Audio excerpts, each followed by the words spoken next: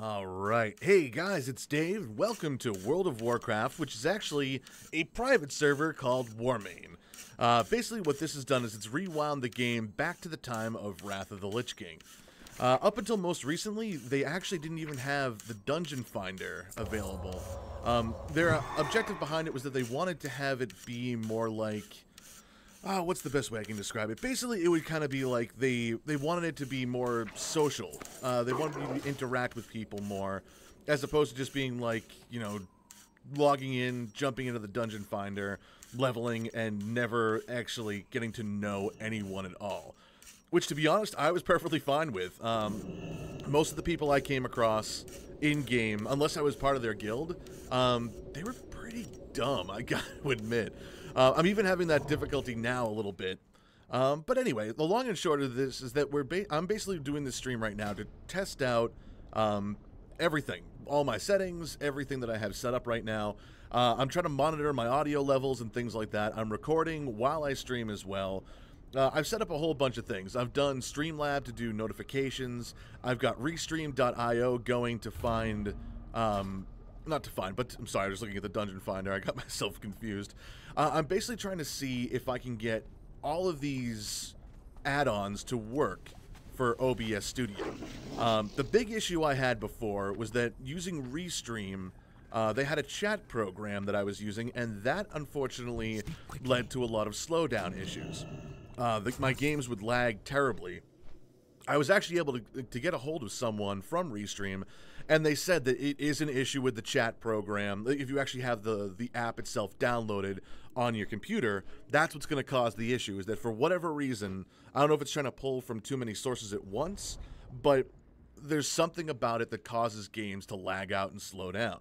So there is a windowed version of it as well. I have that open so I can see when people are talking to me. It's connected to both Twitch and to YouTube. Those are really the only two I would be utilizing for the most part anyway. So right now I want to see if that is going to have any impact on the game itself as far as how well it can run or not. The downside behind using this little window is that instead of seeing everything that I'm looking for, like right now, I'm looking at OBS Studio, and normally it would have cleared out the window that says the chat is ready to display messages. It would have had a blank space there, and it would have been ready to populate all the different messages for me. Now that's still there. I've got the window open, and what the window doesn't have is it doesn't tell me how many people are actually watching. It did on the desktop app, but it doesn't have it on this one. So I'm a bit at a disadvantage on this. I was actually an idiot. I jumped back on. As you can see, I'm level 52. I'm playing an Enhancement Shaman. I haven't played in quite some time. Weeks, if not a month. Work has just been crazy. We opened up a new store. And it's been one of those things where I've been trying to get everything organized and situated at home, so I just haven't had a chance to play. The big problem I faced was that I am very much out of practice, so I was running around like this, because, like, thinking to myself, like, I know they haven't increased the difficulty or anything, but why does it feel like it's a little harder to kill? I realized it was because I wasn't putting on my weapon enchants, my Wind Fury and my Flame Tongue. That I had that revelation in the middle of running a dungeon. And the only reason why I had the revelation was because of the fact that I looked and there was another shaman, another enhancement shaman, and she just happened to have the enchantments on her weapons. And I saw it, and if I could have facepalmed at that moment, I would have. Oh, so being that I am level 52, I'm currently in the Dungeon Finder looking for people to dungeon with. That's not a real term, I apologize. But yeah, my goal right now is to try to get up to level 55 so that I can finally make a Death Knight again. And that was actually the big reason why I jumped on Warmane. And for those of you who are thinking to yourselves, oh, you know, he's doing, it's illegal, he's taking away from Blizzard's bank account. Guys, first of all, Blizzard is not hurting for money, whether or not I was contributing to them or not. Despite that, I actually am contributing to them. I do have an active Blizzard account. So I'm not too concerned over the fact that I'm currently playing on a free, independent server. I don't foresee that being a big issue. Don't slow down on me, you bastard. Why was you were running at me? How did you slow down? What the hell? Yeah, but no, I contribute to Blizzard, I do. So you guys don't have to worry about me doing anything unlegal. I've been playing, I played WoW back when Vanilla first came out. Like, I jumped on very early on. So, oh, damn it, fucking thing. Come on, did he aggro them? No, he didn't. Awesome. So last time I was here, this mission was glitched.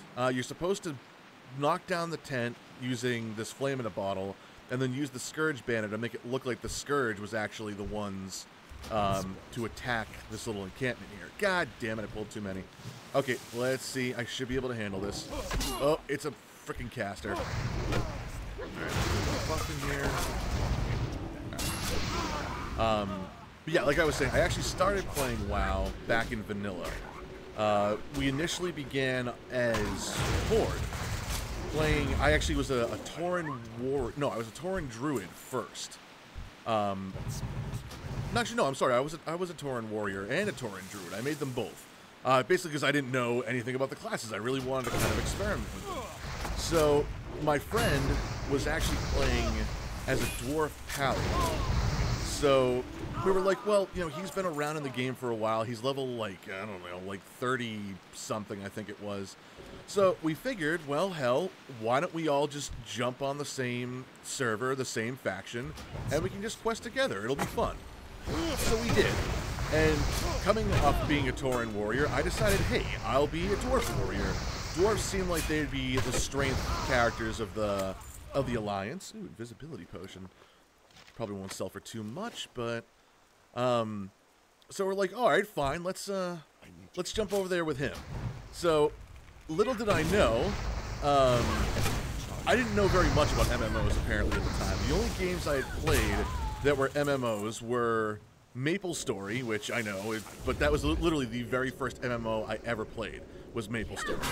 But the only pay-to-play MMO I had played up until that point was actually City of Heroes. So, City of Heroes did something where they clearly defined, ooh, I forgot, if you kill the frickin' hunter, the creature despawns. That actually would have been pretty helpful when I was fighting 3 people at once. But City of Heroes was very good at defining characters and roles. So, when you were a tank, that was pretty much all you were. Like, you couldn't really do much else. Come on, get close to me. There we go. Now you're dead. With World of Warcraft, I wasn't really used to this whole talent tree system that they had in place.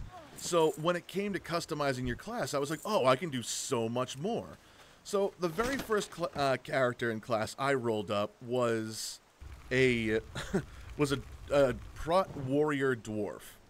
And I regret it ever since.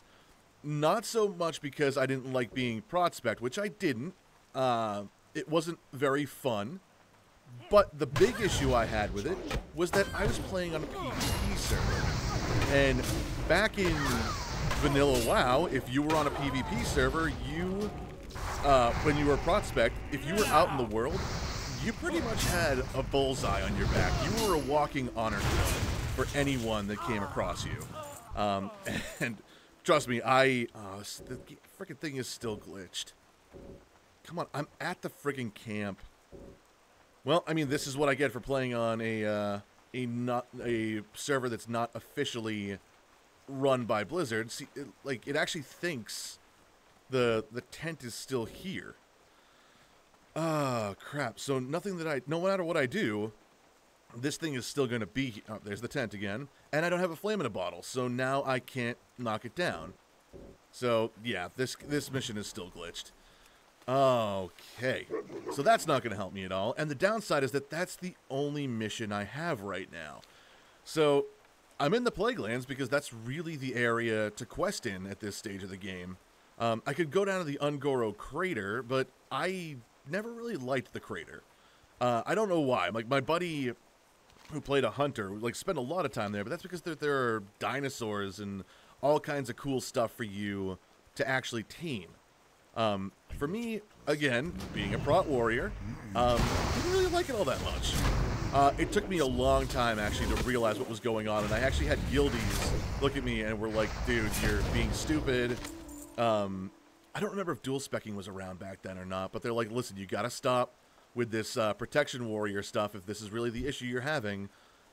Someone even gave me an epic two-handed axe at one point. I was in the Arathi Highlands, and they're like, here, maybe this will help you, level up a little bit more so you won't have such a difficult time. But the problem was that I was still trying to level while being prot-spec'd, and yes, I could use a two-handed weapon, but it wasn't really going to do any good for me, because that's not what I was spec'd to be like. So they're like, alright, listen, we're going to give you this, but if we give it to you, you have to stop being prot. Like, whoa, that's different. I must not have been questing at this farm before. Maybe it was the one over here? Maybe it was Fellstone? I guess. Well, no, because I recognize the cauldron and everything. I was questing over here before, but I never remember any rotting worms popping up like that. Can I? Nope, I've got to be over in the Eastern Plaguelands for that, and I do not think I have the levels for that yet. I'm pretty sure the Eastern Plaguelands start out at 55. I'm 52 right now, and as a shaman, I might be able to handle that. But if I don't need to, I won't. Right now, okay, we're just waiting for a healer. Part of me is actually tempted to go and respec as Resto. Because, like any time, any version of WoW, if you're a tank or you're a healer, you get much more, you're much more liable to get into a dungeon or a raid, because any class can DPS, every class can DPS. Not every class can heal, not every class can tank, and not everyone wants that responsibility. So, it's one of those things where if you have that ability and you have the spec, you're more than likely going to get into a group. I mean, obviously you still need to be good at what you do, but it definitely gives you a leg up on most people. Now, currently, I don't believe I have anyone watching the stream, which, again, it sucks because I'm not using that chat program, which was something I was hoping to use and actually kind of relying on. So I need to see now if there's a widget that will... Oh, it's Scarlet Invoker. I'm like, who the hell's fighting over there, and why are they red? Does that mean that there's an Alliance member over here that I gotta worry about? But no, it was an NPC. I love seeing NPCs fight NPCs. It's not often you see it, but it's nice and fun when you do. Actually, let me take a look right now. So, it's orange, this quest, for the Eastern Plaguelands, so maybe... Let's take a ride over and see what's going on. But yeah, when it comes to healing and tanking, it's great that you can spec that way, but if you don't know what you're doing, that's really where the trouble comes in. I never wanted to be a tank. I didn't mind tanking in City of Heroes, because one of the cool things about that was that there really were no dungeons, per se. There were instances, but you didn't have to really memorize the map. Everyone was looking to kill as much as possible to get oh boy. I'm not even in the Eastern Plaguelands yet, and I'm already coming across level 57 and 56, 58 even. Okay, nope, I am not going that far. I am not that much of a glutton for punishment. I can fight these guys. Let's see how much extra XP they'll give me. Right now I'm getting about 600 plus fighting guys my own level. So let's see what these guys give me and if it's worth fighting them or not. But the nice thing about City of Heroes was that the maps you went into, the instances you went into, 700, a little buff on each one. I might have to heal a little more often, but I'll be okay with it. But there really was no predetermined route for the map. Some of them they did. There were bigger instances, like where you had to go to the, what was it? It was a nuclear facility, and you had to actually expose yourself to radiation, and that was how you actually respect your character. It wasn't so much like WoW where you can go to a trainer and be like, oh, I want to relearn all my talents, here's some money. This one was, I don't like the options I picked, So I have to expose myself to radiation, you know, crack open and splice my DNA, and basically change myself. Now, you couldn't change out of what you were. So if you were a blaster, you had to stay a blaster. If you were a tank, you had to be a tank. But you could alter your power pools. Like, if you were a flame blaster, you could have become a radiation blaster and stuff along those lines. But you had to stick with your archetype. So some of them did have predetermined paths. With WoW, every instance, every dungeon has a predetermined path. Now, some of them, like, put you on rails. Good example, I would think, is not even the stockades. You can go different routes with that. The dead mines. The dead mine, I think that's a good example. Once you get into the dead mines, you pretty much have one singular hallway, I guess is a good way to describe it, laid out in front of you. So no matter what you do, where you go, you'll always end up getting to the end of the instance. There's really no way to get lost in there. Then you have instances like Nomragon, where not only are there multiple paths that you could take and multiple directions you can go for different bosses, but because the dungeon itself is set up at various tiers as far as height goes, you can actually bypass whole areas by jumping off ledges and climbing up different things and not having to take certain hallways. It's a whole different way of navigating through an instance. And a lot of these dungeons and instances are set up that way. And as a tank, if you don't know the most efficient way of going about doing it, and someone else in the party does and sees you not taking those routes, they're going to call you out on it. They have no shame about doing that. So not only do you need to know your class, you need to know your spec and everything and how to play properly, but you need to know every instance in every dungeon as well, if not better than, the way you know your class. I didn't want that type of, not so much pressure on me, but responsibility. I didn't want to have to sit down and like read through about how to run an instance and where to go and what to do and how to do it and what all the tricks were and things along those lines. That did not sound appealing to me at all. So healing, on the other hand, that was something that appealed to me quite nicely. Why? Why healing? Well, I hate stupid people. It's one of my father's oldest sayings that he hates stupid people, and I hate to sound like my father, but I hate stupid people. And I have no problem with letting stupid people die. You know, if, say we're in the middle of running an instance, a DPS does something stupid, like they pull an extra group. Or, they think, well, I'm a rogue and my agility is really high. I can dodge tank. I can take on a group all by myself. I'll warn them. I'll let them know, hey, you're not a tank. You can't do this. You can't do that. You got to do this instead. Please stay with the group, or that sort of thing. And even to a certain extent, if the group starts to split up a little bit, I'll go ahead. I'll run back and forth as the healer. I'll always put the priority on the tank.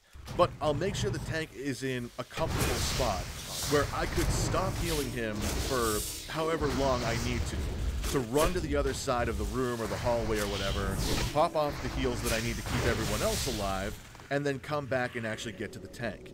And when it comes to like splitting up the group and stuff, I will always side with the tank. But getting back to the stupid people, if they decide that they want to keep being stupid, like I said, I'll warn them once, maybe I'll warn them twice. After that, they're on their own. If they decide they want to pull a whole group of people, I will let them die. I will let them draw as much aggro as they feel like they can do, and I won't throw a single heal at them. I'll wait until after, and then I'll resurrect them, and then I'll warn them again. And if they continue to be stupid, or if they continue to do what it is that they've decided to do, I won't even bother to res them at that point. I've gone so far as to vote to even kick people from the group. If you hinder the progress of me and the people that I'm trying to keep alive, I have no problem booting you. I also have no problem being the one to call for that vote. So let me get these off of here. Just seeing them at this stage of the game annoys me. I am a mean healer.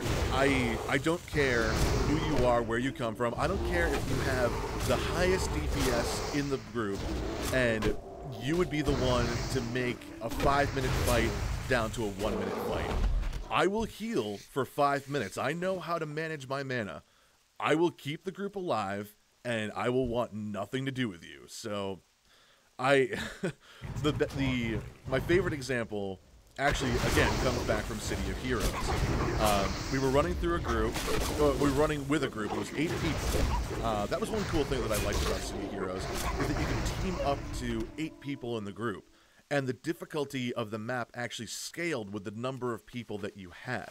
So if you really wanted to level up, it encouraged you to find as many people to play with as possible. Ooh, boy. That's not something you want to see when you crest a hill.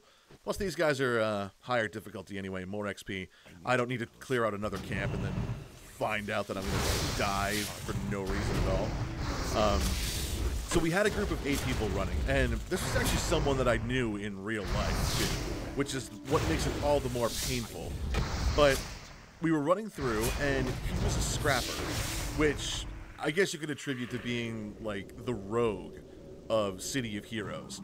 Very quick, very dodgy, lot of damage output, but not really able to take a lot of damage unless they could dodge it. But one of the things he had on, he was a Thorns scrapper, which it was basically like, oh, you think of Spike from X-Men Evolution. That's pretty much what a Thorn scrapper was. And he did have a couple of ranged abilities, and one of them, actually, it wasn't so much a ranged ability, but it was a PBAOE ability. So it was an area of effect that came directly from where he was standing. So it stands for point blank AOE, for those of you who don't know. But it was basically an explosion of spikes that would originate from his body and do damage to anyone who was in the vicinity of him.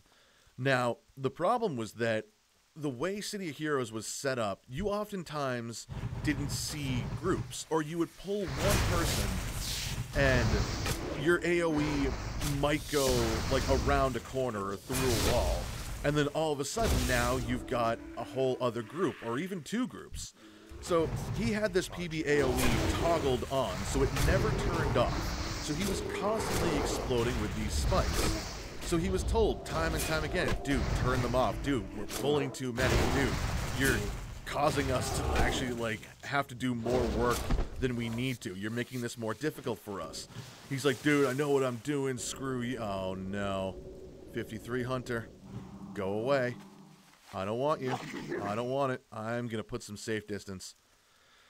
Oh, God, he could track me, though. Fucking... this is... It's not a PvP server. Actually, it is a PvP server, I think. We're in contested territory, regardless. So if this guy wanted to, he could very easily come around and attack me. Ooh. Garon's Withering. Another farm, it looks like. Excellent. It has been so long since I've quested in the Plague Lands. But yeah, getting back to my scrapper friend. He decided that it was going to be smart of him to actually go ahead and keep this on. And like he was like, oh, I know my class. I know what I'm doing. You know, let me play the game I want to play. Which, you know what? That excuse I'm all for. If you've paid for a game, you're paying to play it online. You know, you're shelling money out for it. Absolutely. Play the game the way you want to play it. But I don't have to respect the way you play the game. So, like, I mean, even here on Warmane, I've been playing this Enhancement Shaman since I jumped on here. I do have a couple of other classes, like, I've got a Rogue, I've started a Mage, I started, I don't know, something else, I don't remember what it was. But the Shaman is pretty much what I've been playing the whole time. So I wanted to do something a little different. I went Enhancement, but I was using two-handed weapons. Because if you look at the talent tree, if you decide to go two-handed, it means you're pretty much focusing on dual-wielding and Wind Fury. That actually occupies a lot of ability points. You can put that into other stuff. So I was thinking to myself, well, it's something a little different. It's something that people don't do very often. Maybe it's like being a little original. So I decided that, hell, why not? Let's go two-handed. And I was doing pretty damn good with it as far as I could tell. But I was also bottom of the damage meter when I was in the group, when I should have been one of the top ones. And I finally had another shaman, like, talk to me, and was like, hey, what are you doing? Like, why are you using a two-handed weapon right now? What's up with your spec? So I explained it to him, and he was like, you know what, I get it. I really do, because that's the way shamans played back in vanilla. They were two-handed weapon users. They started out using a sword and shield, or a one-handed weapon and shield, but you eventually spec'd into specializing in two-handed weapons. And, I mean, I remember back in vanilla, shamans were the horde class to be feared. Like, the Alliance had paladins, the horde had shamans, and if you put one up against the other, the paladin died every time. It didn't really make a difference what spec they used, what equipment they had. Shaman versus paladin, shaman won every time, and shamans were beasts, like especially in PvP with the Wind Fury enhancement on their weapon. They could one-shot, one-kill a lot of people, actually. Like, they would run up to someone, hit them, and the guy would be dead before they even knew what was going on. But yeah, so I'm talking with the shaman, and he's like, I get it, you know, it's the glory days of the shaman, but dude, they're gone now. You're gimping yourself. If you're just, like, and I told him, I'm just leveling until I can get to Death Knight. And he's like, dude, if that's, oh, fuck, another goddamn shaman. Go away. I don't want it. Why are there so many Alliance on today? But he's like, if that's your goal, if that's really, go away. No. Oh, okay. All right. They don't want me. I don't want them. They don't want me. There we go. Excellent. Awesome. Oh, God. I always have a little mini panic attack. I suck at PvP, guys. I really do. I've never been a huge fan of PvP to begin with, but like this, in WoW especially, I have never been good at PvP. I keep getting myself sidetracked too, but that's just, things keep happening. But I talked to this shaman, and he was like, dude, if your only goal is to level up and become a Death Knight, then you're really just making it more difficult on you. Oh, come on. Don't target. Oh, he's not targeting me. Okay. We're just gonna be friends. Don't mind me. So, and part of it was, again, I was trying to be original, and when I create characters, even though I don't play on roleplay servers, typically, I've done it a couple times, but my big thing is I like to have, at least in my head, a little story when it comes to the character I play as. So, for this shaman, and the reason why I'm questing in the Plaguelands right now, was that, in my mind, this is the individual who's going to become the Death Knight that I'm going to create. So it made sense for him to be a two-handed weapon user because that's what Death Knights use. And that's not to say that obviously when someone becomes a Death Knight that they can change, but the way I looked at it, I wanted it to be like, well, this is the way, you know, he's going to go. So he's going to be a two-handed shaman questing in the Western Plaguelands. You know, he's going to go through this whole process of being converted into a Death Knight, and then when he's able to pick his weapon, he's going to see the two-handed axe, the rune axe that they're going to have off to the side, and think to him, like, remember some little aspect of his previous life. And that's going to be, like, where the whole transition from, you know, Death Knight of Arthas becomes Death Knight of the Ebon Blade, so now he's free, but it's because he had that connection in his mind back to his original life and things like that. But the difference is that when someone becomes a Death Knight, they don't necessarily need to keep what it was that they used before. The best example I can use, and hopefully this isn't a spoiler for anyone, is if you guys have been playing Legion, when you play through as a Death Knight, one of the things you have to do is you're the champion of the Lich King that recreates the Four Horsemen of the Apocalypse. Or just the Four Horsemen. I don't think they're the Four Horsemen of the Apocalypse in WoW, but anyway. So one of the ones that you resurrect is actually High Inquisitor Warmane, who was a priest. So she carried around a staff. She doesn't carry around a staff as a horseman. She carries around a rune blade, just like every other Death Knight does. So, I was able to justify it being like, all right, well, he started out as a two-handed shaman, and then he figured out the way of, the wind, and now he's he's a dual wielder and things like that. So I was still able to, from a role-playing perspective, justify it. See, this is why I feel like I need to roll up a resto spec. If not play as resto, just at least have a spec, but I need 1,000 gold for that. Sitting in the queue for a half hour, and the only thing we're missing right now is a healer. And of course, I'm not a healer, so I can't queue up as that. I mean, I could.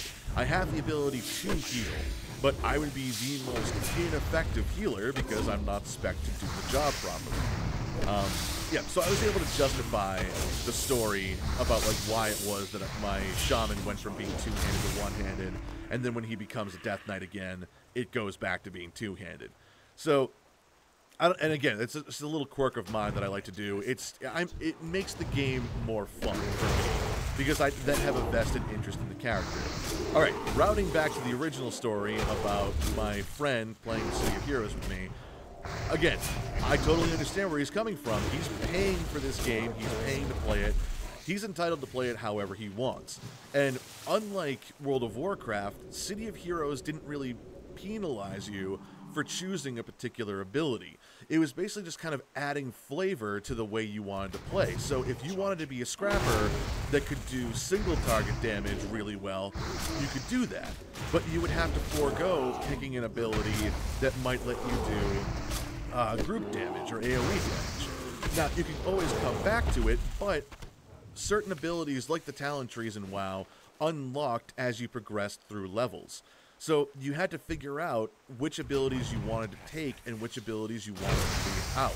In addition, you could also put in enhancement slots into your abilities to make those abilities stronger. So you could still have a plethora of things, but if you wanted, you could specialize in a couple of abilities and make them as strong as you possibly could. And then you'd have abilities that you could use if you really wanted to, but really wouldn't be all that strong. So there was a lot of customization, despite there not being a lot of like visual customization. Anyway, so he was playing the character the way he wanted to, but the problem is that his playing that character that way was impeding on everyone else. So if you want to be out in the world, you can play the character however you want, just like I did. I was a two-handed enhancement shaman for the longest time, and then I went into a group, and I had people say to me, hey, like, you're entitled to play the game you want to, and the way you want to, but just know that if people see this, like, they're not going to be happy with it. They're going to say, hey, you suck.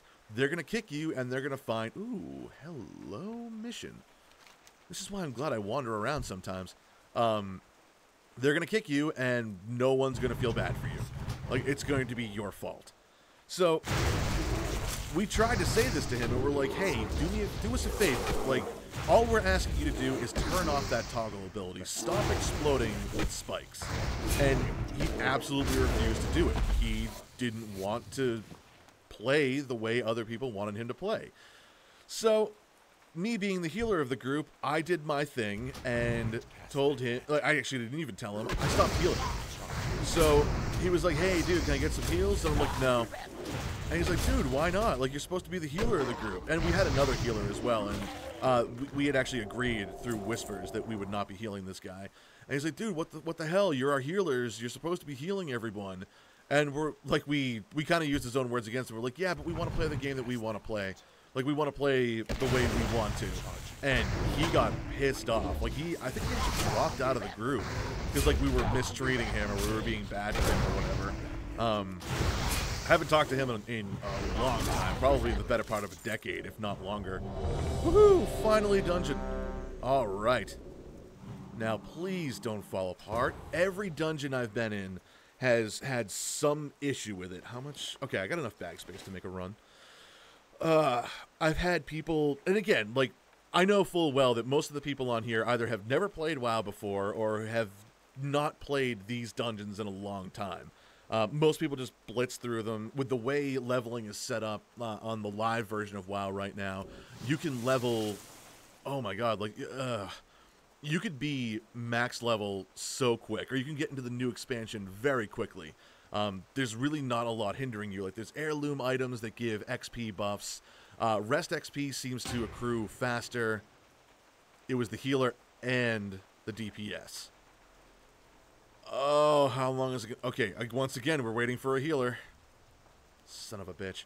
This is the other issue that I've been having, is that long queues and no one actually accepting. Alright, looks like I gotta get in here. I can sneak in, but what awaits me inside? A dead Tauren. Mulgris Deep River. Yes, I speak a language you understand, Orc. We are not all animals, but we all speak Orcish. Every Horde faction speaks Orcish, which is like the common for Horde. We are not all animals, yet most of your kind continues to treat us as such. Our differences, though pale to... Oh my god, why can't I read all of a sudden? Though pale to the tragedy that has befallen this land, please put aside your differences with my kind and hear my dying plea. Dude, we're on the same side. I came to this land to mend what I could, and now that will be for naught unless you can aid me. I ask for such aid with my last breaths of life. The wildlife suffers too. While there was little I could do alone to thwart the scourge, I nevertheless came to these lands to try and heal the damage done to nature. Animals suffer from the plague that continue to choke these lands, unable to find mercy and peace. I ask for you to continue what I could not finish here. There is no salvation for the suffering animals, but a sweet and merciful release. Seek out diseased wolves. I haven't seen a wolf at all. I've seen spiders, I've seen vultures, and I've seen bears, but no wolves. Nearby and put them down. Please, Gorgoth, end their misery. Gorgoth is the name of my shaman. I should have said that earlier, sorry. Doing so will surely soothe mine. Destroy 8 diseased wolves, and then return to Mulgus Deep River at the Writhing Haunt, Western Plaguelands. So, with his dying breath, he's... Ooh, that's... I forgot. We actually loaded up the new models that came out in Legion. That is an ugly death face. Like, I'm sorry, I shouldn't make fun. Oh, they're all up there, mostly. Okay, so I can get some of the wolves here. I was gonna say, I gotta pull this guy real quick. But yeah, so... Okay, I'm losing my stories here. I can't enhance myself. I gotta get my my battle rage ability. Yeah, so my friend got butthurt. He decided to drop the group, I think, and then just like ran off and did his own thing for a while. I will say that for some reason, City of Heroes did put my friends and I through our paces. There were several people. Armored Snake, how you doing, buddy?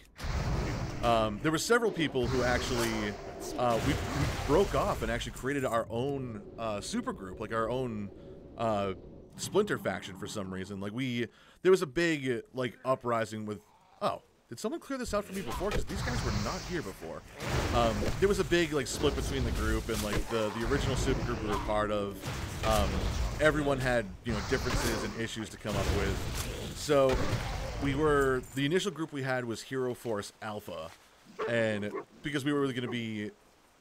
Again, I don't know if anyone really knows the lore behind City of Heroes, but there was a hero known as, I think it was actually Hero 1, and the big legacy behind him was that he was able to hold off an entire invasion force by himself, but ended up dying in the process.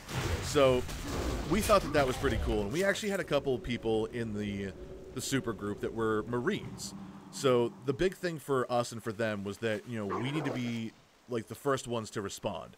If there's ever like an invasion or an issue or whatever, we want to be those guys that are called on first, the ones that run in, we handle the situation before anyone else can even get there. So we became Hero Force Alpha. So the hero portion, obviously, because we were playing superheroes and everything, but we also wanted to name it after Hero 1. And because that was his name, we also went with Alpha, being, Alpha is the beginning of the Latin alphabet, so it made sense to us. But what we did is when we created the second group, we actually called it Hero Force Omega. So it had no religious connotation to it whatsoever. There was no like alpha and omega, like God, beginning and end type thing. That wasn't what it was intended for. So in order to try to one-up Hero Force Alpha, Hero Force Omega was created and named so because we were the ones that would finish the job. Hero Force Alpha would be the ones to respond first, but Hero Force Alpha were like the closers. They were the ones that would seal the deal, so that no matter what situation they came in, Alpha would basically hold the line if they couldn't handle it, and then Omega would come in and they would be the ones to finish everything off. I will say, though, that didn't last too long. The nice part about it was that because we had our people spread out a little bit and we weren't restricted to just one superhero group, we did end up recruiting people a lot quicker. Ooh, there's dead bodies. Oh, it's just the outhouse. Wait, hold on. I gotta see this. The outhouse has a mission. Alright, I gotta pull... I just want to clear this guy out of here first. So we actually did end up meeting a lot of people. We expanded our membership, and we also got people to come with us. Once the two superhero groups reunited, everyone came over. It was a huge merger. Everyone had a lot of fun. And I actually still talk to, I think, only just one person that I met because of those superhero groups. So I do have... wait, hold on. The door to the outhouse has begun to splinter, and the edges of the frame as though it has been repeatedly and incessantly tried to be forced open. In its current, locked up tight from the outside of the outhouse. As you rattle the door, you hear a guttural moaning come from inside. Whatever is inside, it certainly does not sound friendly. The Dalson outhouse key. Wait, I just came across Dalson Farm, didn't I? Dalson's Tears is right here. Alright, I'm going to go through and actually, I gotta kill the wolves first, but I want to go through this area, because it does give me Argent Dawn rep and everything too, but I want to go and see if I can find this key. Wonder if it involves getting big guy TP. I don't, if there's moaning coming from there, I'm imagining it's no shit, I just got the key. Alright, come here. I'm going to imagine that it's one of the Scourge in there. I could be wrong, but that's what I'm thinking is going on here. But yeah, so I do have one friendship that still remains from people that I met online through City of Heroes. So that was really cool. Alright, what's happening? Using the key found in the skeleton of the former Mrs. Oh, I didn't even see that. You unlock the door of the outhouse. Bloodthirsty ghoul leaps from the outhouse, having been trapped inside for who knows how long. It's clear by the blood-curdling scream of the ghoul that your presence at the former Farmer Dawson is now beyond saving. Alright. Oh, say, where are you? Fighting me in the ground, you bastard? Just got a Taco Bell if there's moaning. Honestly, I haven't had Taco Bell in a long time. I don't know if you know about this, Iron Snake. I used to live up in Massachusetts. I'm now down in Texas right now. And, I mean, Mexican food is all over the place, but the Dawson cabinet key? Great, now I gotta find a cabinet? Come on. I stumbled across this by accident. Alright, it's a cabinet. It's gotta be in one of the buildings here, obviously. But there's not a single Taco Bell down here. Like, there's fast food joints everywhere, like stuff that I never even saw up in Massachusetts that I knew existed, but never had the opportunity to go to. And lo and behold, I come down here and not a single Taco Bell. Not that I'm complaining. I'm not really that keen on Taco Bell. In high school, sure. I mean, it was great. Dollar tacos, dollar burgers, whatever. Didn't have a whole lot of money despite working pretty much every day from the time I was about 15 years old. But, yeah, not in my adult years. Oh, God. But yeah. So, that too. Getting back to the whole City of Heroes thing, though, one of the cool things that I actually encountered playing that game was a superhero group called Paragon Search and Rescue. And I came across them personally because I was having an issue when I was leveling. So I played as a blaster, and oh, for crying out loud, where are these guys coming from? And I was going to use flight as my travel power. Now, when you first started out with your travel powers, though, they drained a lot of endurance, which think of it as like your mana pool here in World of Warcraft.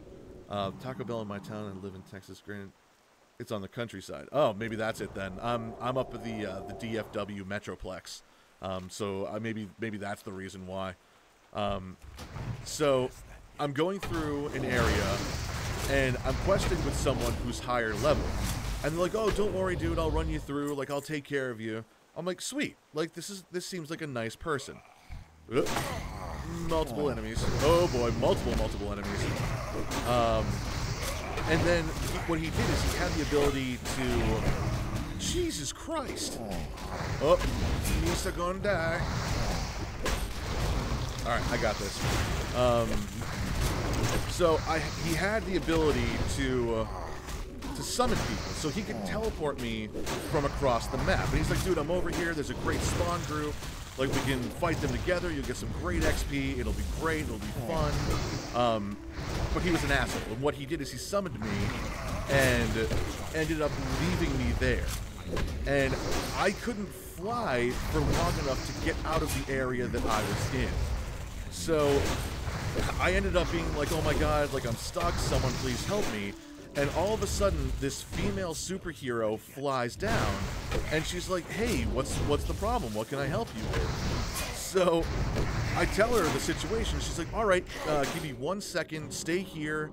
Like, you know it's safe in this spot. Like, do not move.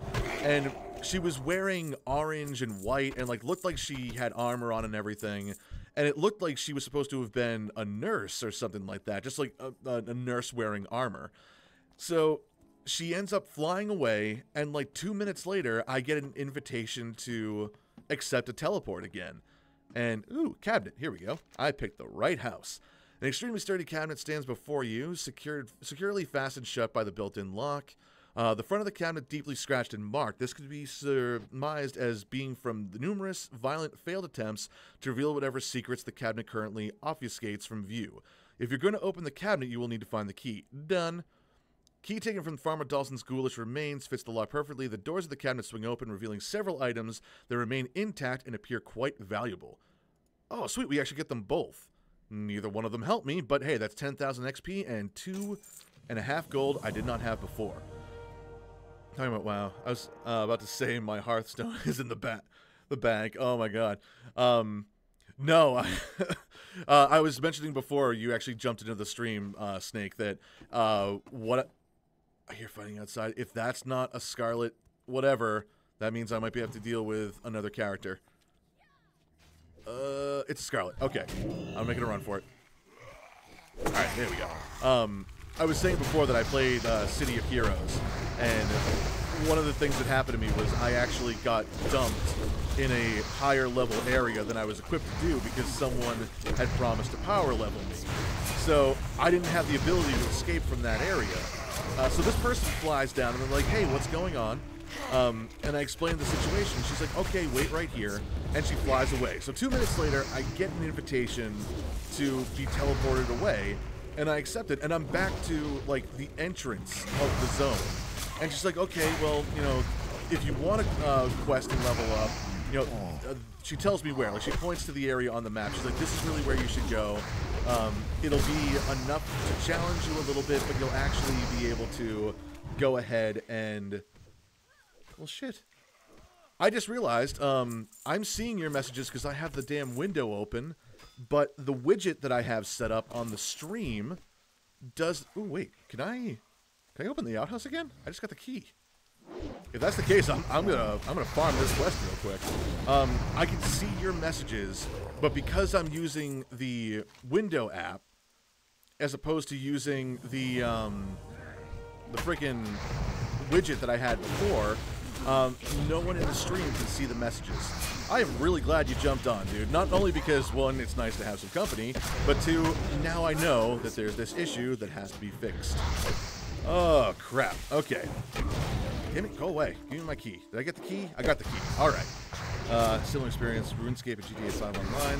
I like that these people have no soul to fuck over people like that. Dude, you know as well as I do, the internet is full of trolls. Whether it be, like, on forums or it be in a video game, we're gonna find them no matter what. The trolls will be here forever. There's nothing we can do about it. But yeah, so... She flies me out, she shows me where to go quest to start leveling up, and the last thing she says, like, is there anything else that you need or anything else that I can help you out with? And I'm like, no, that's it. And she's like, all right, well, if you ever need any help, you know, just call out for Paragon Search and Rescue. So I'm like, well, what the hell is that? And I saw that that was the superhero group that she was a part of. So I actually started to ask her about it and talk to her about it. So rather than being like just a simple story-based supergroup like Hero Force Alpha and Hero Force Omega had been, that my friends and I had created, there was this group called Paragon Search and Rescue that the players themselves had decided to go ahead and make a oh man, I can't open it again, damn it. Well, maybe I can help someone else out someday by opening it for them. Who knows, probably not, but they had decided to go ahead and be the anti-trolls of the game.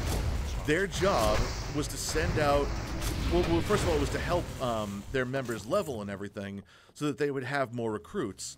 But ultimately their job was to go ahead and go to different areas that they knew that people had trouble leveling in and knew about all these trolls and everything too. And they would basically play the game by being on standby in these areas to help people. So if someone got into trouble or they ran out of endurance and like couldn't escape an area like the situation I was in, their job was to go through, like they would monitor the map, they would fly around, and they would actually stop and help these people. And I thought that was really cool. So what I did is I actually created a defender type character, an archetype, and leveled her up with the intention of joining that superhero group. Now, unfortunately, we never got to that point. I actually finished leveling up my blaster and became, what was it, a Warshade after that. The Warshades were like the prestige classes of the game. And dude, they were awesome. The online server should make them admins. Is that a thing? I mean, I really wish it kind of was. But unfortunately, City of Heroes shut down a couple of years ago. Which really kind of pisses me off because it was NCSoft that I would say owned, but they technically still own the rights to City of Heroes.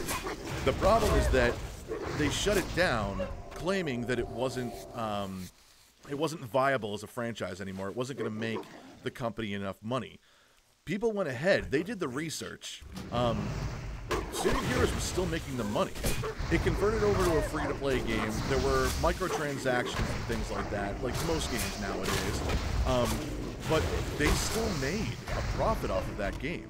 Now, I don't know if it was not enough of a profit for them or what it was, but for whatever reason, they claimed they couldn't justify keeping the game up and running. So they ended up shutting it down, and what really pisses me off is that right now there's a group. I can't remember, I think it's like MMW or something like that. There's the initials for it. But they're currently working on creating the spiritual successor to City of Heroes, and they're calling it City of Titans. Now, I've been following it for a while. My friend actually, for my birthday, he contributed to their Kickstarter and actually included me as his sidekick. Like, there was the different tiers that you can donate to through Kickstarter and everything, and one of them was like the sidekick one. It felt the same way with Rusty Hearts Online. That was about the only anime online game that I liked. Yeah, I actually never played that one, so I don't even really know what it's about. But they held on to the rights of City of Heroes, like wouldn't release the source code, wouldn't release anything that people could work with to either resurrect City of Heroes or start working on the spiritual successor. So City of Titans has been going basically from the beginning, building everything for the ground up. It's been about 5 years in development. Last I checked, they slated it to come up for, what is it? I think it's supposed to be fall of this year that it'll be launching. But one of the things that really pissed me off is that NCSoft eventually, or was it Cryptic? I forget. No, Cryptic were the ones that were in control of it, but then they broke off on their own and created Champions Online. That's what it was. So it is NCSoft that owns it. What they did is they held on to the rights to it, and then created a new game, which I can't remember what the hell it's called. I think it's like Champion at Cross Champion or something like that. But the only thing they held on to it for was to put Statesman, who was the, flagship character of the City of Heroes MMO, into that game as a playable champion. And it pissed off so many people, myself included, because, what a dick move. You have literally hundreds of thousands of people. I don't even think they had 1 million subscribers. But you had hundreds of thousands of people that loved this franchise, that had such a dedication to it that they did an actual campaign to try to raise the funds to keep the game alive. And despite the fact that the game was still profitable, they opted to shut it down and then take this flagship character that everyone had come to love and had all this lore built up around, and basically spit in the face of the fans and be like, well, this is what we're doing with him now, and no one can do anything about it. Suck it up. Rusty Hearts, just think of a platform dungeon crawler, Devil May Cry. Each character you choose to play has their own unique story and background. That's pretty cool. I will admit, I love the Devil May Cry series. Not DMC. I never played it for a couple of reasons. One, because it looked terrible. Even before the game came out, I'm like, why does it need a remake? Why do we have to westernize it? Why is all this stuff so different all of a sudden? I don't understand why they're doing this. And apparently Capcom decided not to continue on with it, because now they're coming out with the next Devil May Cry that goes back to the old franchise. I'm fine with that. My problem is actually with Capcom. I've been in a long-standing boycott when it comes to Capcom. Which sucks, because most of my favorite franchises come from there. I love the Mega Man series. My favorite fighting game, with the exception of maybe Soul Calibur, which don't even get me started on that right now, has been Street Fighter. I played all the time in the arcades. I got my ass handed to me so many times, but that's how I learned. That's how I got good at the game. And I don't play it anymore. I have a big issue with Capcom for a couple of reasons. One, what they did with Mega Man. Very similar to what I kind of talked about with NCSoft and City of Heroes. They shelved Mega Man for so long that the creator, broke off, started to do his own thing, and then, couldn't get Destroy A to Z's Grizzlies. God, I've been hunting those guys the whole time. You know what? I am actually going to camp out in this room for a quick second, and while I'm talking, see if I can figure out what is going on with the chat window here. Okay. But yeah, so they shelved Mega Man for so long that the friggin' guy who created it made his own thing, and it turned out to be such an inferior game that no one ever, takes that game seriously. But I feel like they will never take him seriously again either. All right, let's see. So there's the first chat. I'm going through right now on OBS and trying to fix this real quick. Hold on. This was, it's got the URL set up, but okay. Let me see if I can paste this one back in, because maybe it's changed since. Okay. There we go. All right, that's what I was looking for. So I must have used the URL for the app as opposed to the web chat one. So now people should be able to see everything on the chat. Never westernized anime ever. Do they not realize that it ruins everything anime related? Look at Dragon Ball Ev. Oh my god. What? Dragon Ball Evolution for me falls in the same vein as X-Men 3.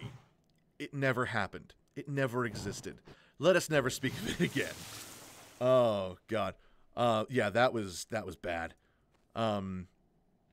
Crap. But yeah, so there's that issue that I have with them completely screwing over the Mega Man franchise. And now, lo and behold, they're starting to bring stuff out for it again. Especially after seeing, the atrocity that was Mighty Number 9. What else did they do? Okay, the westernization of Devil May Cry is another example of shit that annoys me that they did. Not only did they unnecessarily try to reboot and westernize the franchise, but there's a scene that I've seen on YouTube, because again, I've never played DMC and I never have any intention of doing so, where Dante is about to fight a boss or something. He comes across something, and there's a stand that has all these different wigs and, you know, costume parts on them and everything. And the stand explodes, I guess is the best way to put it. And a white wig ends up falling on Dante's head that makes him look like the original Dante. And he looks in the mirror and sees it, and he's like, oh, not in a million years. And I'm like, wow, so not only did you take away the Dante that everyone loved, but you basically spat in the face of everyone that was a fan of that version of Dante. So that pissed me off. And the big thing that I've had a major issue with them doing, yes, awesome, your messages are showing up now. DBZ for PS1 happened, DBGT happened, DB Xenoverse 2 happened. I actually liked Xenoverse 2, but other than that, things we talked about didn't happen. Honestly, I liked the two Xenoverse games. I don't know, maybe it was just me, but I also was kind of like playing it while I was simultaneously watching Super, so I guess maybe that was why I liked it, because I got a feel for both of it. That is just a spit in the face of the OG Devil May Cry fans. It is, but I mean, I'm one of them, so I was not happy with that at all. But one of the big issues I had, though, like I mentioned, Street Fighter is one of my favorite fighting games. I really hate what they do, especially nowadays with all the releases, and then the re-releases, and then the updates, and then the different versions. It pisses me off so much. Like, there shouldn't be Super Street Fighter, like Street Fighter 5. Then there's Super Street Fighter 5. Then there's Ultra Street Fighter 5. Then there's Ultra Street Fighter 5 Turbo. Then there's Ultra Street Fighter 5 Turbo Happy Face Smile Time Super Edition. Like, why the hell do they keep doing this? And why is it that every time they bring out one of these new versions or one of these new renditions that they feel it necessary to put it on a goddamn disc and then try to charge people full price all over again? It was right about the time Street Fighter 4 came out, and I watched it happen, and I found out about this big controversy where it wasn't so much that they were charging people for DLC. It was that they were charging people to unlock content that was already programmed in on the disc. Xenoverse 2 was better gameplay, but I felt more of a story was in Xenoverse 1 than 2. I don't know. Like, I feel like I got the same amount of story from the both of them. There seems to be more content, for me at least, in 2. And I do like the way they streamlined the city a little bit. So you weren't running around from section to section of a big donut. It was a city you could fly around in.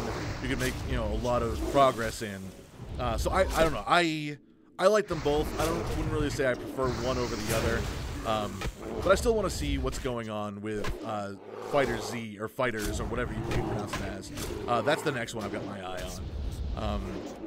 But yeah, like, I hate the fact that Capcom goes ahead and, like, lets people buy this disc that has all this content on it, but you can't play the content on the disc. You have to pay more money to play that content. Now, I could totally understand it if they gave us a disc, it was the game, and then this additional content came out later, and you have to pay money for that. That I can understand, because that's all stuff that you can opt into if you want to. If I'm already paying money to get this disc and have the content that's on this disc, I shouldn't have to pay more money to unlock something that I've already got in my hands. So that, combined with all the different versions coming out and stuff like that, Capcom is heavily on my shit list right now. I have no faith in the company whatsoever.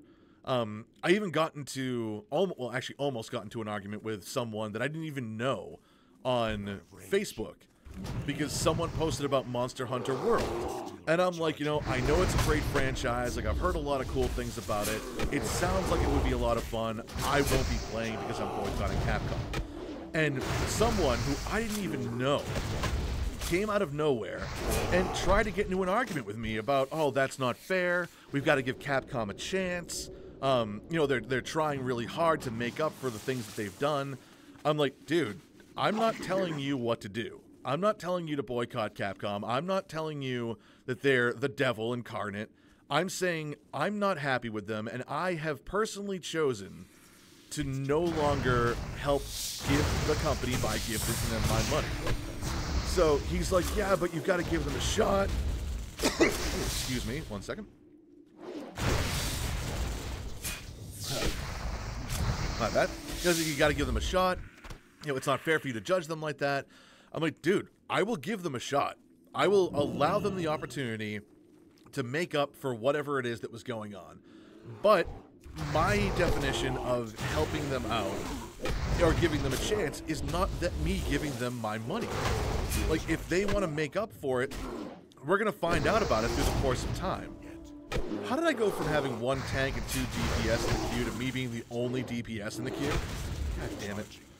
Angry Joe did a rant on Capcom with pre-owned content. That's actually where I found out about a lot of that information, was through by... Oh, thanks, douche. 79 Rogue. Well, he could have killed me, but he didn't, so I'm be happy for that.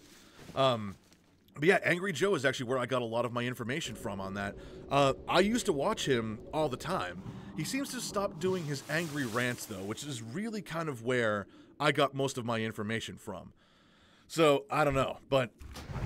let's see, 2 people watching, 1 people watching, 2 people watching again. Come on, people, stay a while. That would be awesome. Stay a while and listen. Please, like, feel free to stop in. I wonder if it's the same person or not. But yes, please, if you are hopping into the stream here, feel free to stay a while and listen. But yeah, Angry Joe seems to have stopped doing his angry rants, at least as often as he used to. And I know he kind of had like a falling out with a bunch of his fans and everything, but I mean, I still enjoyed watching the guy. I really kind of hope he starts doing it again, and if he does, I'll be more than happy to jump back on the bandwagon. Admittedly, though, when I did change over my channel from the mixed matched one to just the straight gaming one, I didn't actually... I don't think I resubscribed to him. I haven't seen him come up on my my feed at all, so that might actually be my fault. But yeah, I'll have to go back and see about all that. But yeah, Capcom has just been such a mess. Like, to the point where I know Mega Man's coming out, I know a new Devil May Cry is coming out, I've always wanted to try Monster Hunter, I miss playing Street Fighter, I'm still not going to do it.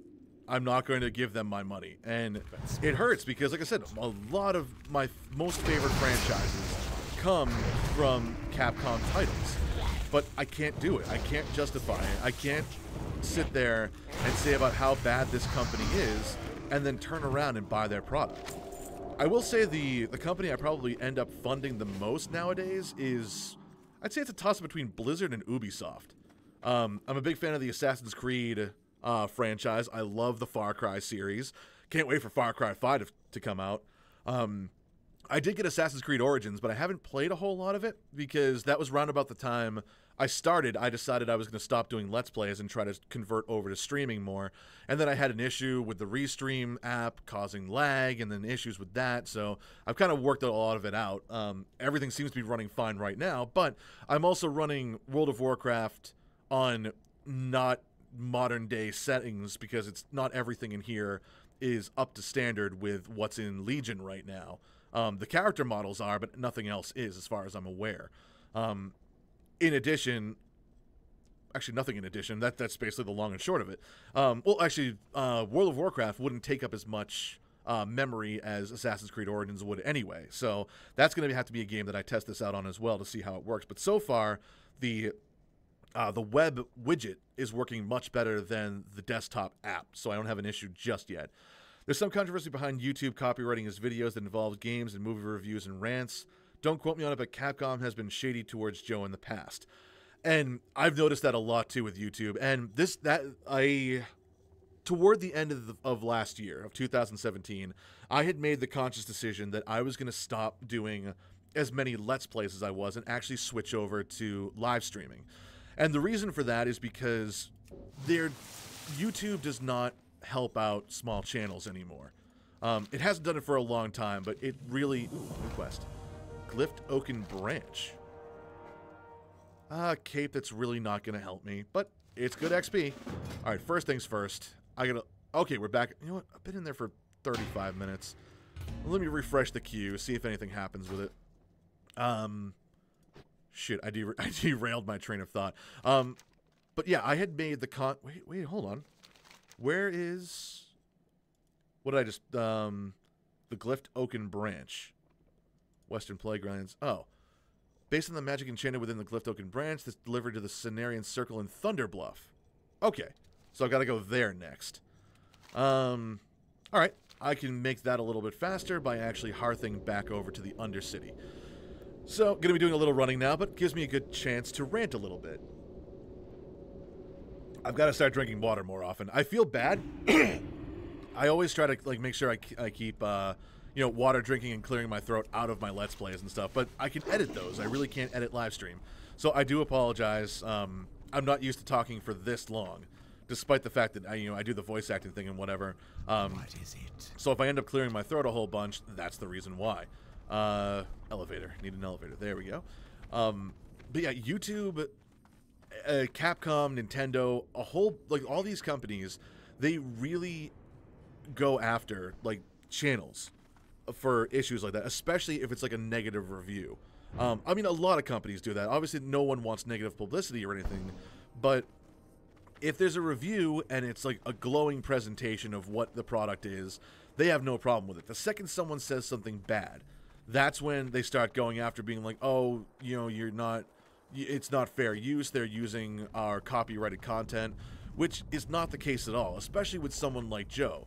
Like, he does Let's Plays and everything too, but especially with his angry rants, all of that qualifies as fair use because he's reviewing the product. Whatever he's showcasing is there for audience consideration. It's not there to take away from the franchise. And a negative review is still a review, and it's still considered, you know, essentially public domain in that respect. But YouTube was not set up to defend the channels. It's set up to basically defend its own revenue. And it's one of those things where unless you're a big-time gamer and you're constantly bringing money in for the company, they don't really care. This whole Paul Logan thing, or Logan, I keep calling him Paul Logan. It's Logan Paul, I think. I was happy to see that actually happen. I was happy to see his channel taken down because kid was a fucking idiot. So, speaking of which, will you be uploading any dubs like your Berserk dub over from your previous Rock the Golem? Unfortunately, I won't be. A couple different things with that. Along with the whole copyright issues becoming rampant with gaming, fan dubbing is just as bad, if not worse. It's very difficult nowadays to get fan dubs out there, and if you do, you heavily run the risk of getting yourself flagged with a copyright strike. Starting out when I first did the voice acting and fan dubbing and things like that, it was not so much easier, but it was more acceptable. Companies like realized that this was actually kind of a way to find new talent and also as a way to get people exposed to the different franchises and things like that. So nowadays, unfortunately, the companies, having come to that conclusion, are doing that all themselves. They're going out and holding competitions. Like, there was actually a voice acting competition most recently that I entered into called Now Voice This. And the very first round was inviting people to essentially do a 20-second fan dub of any cartoon character they wanted in an attempt to sound as much like them as humanly possible.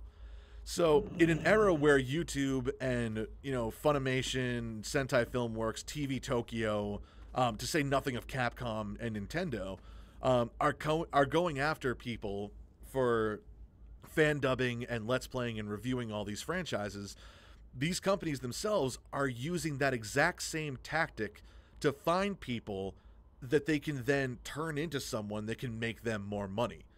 So, it's a very greedy version of the system right now. Unfortunately, my channel is not one of those bigger channels.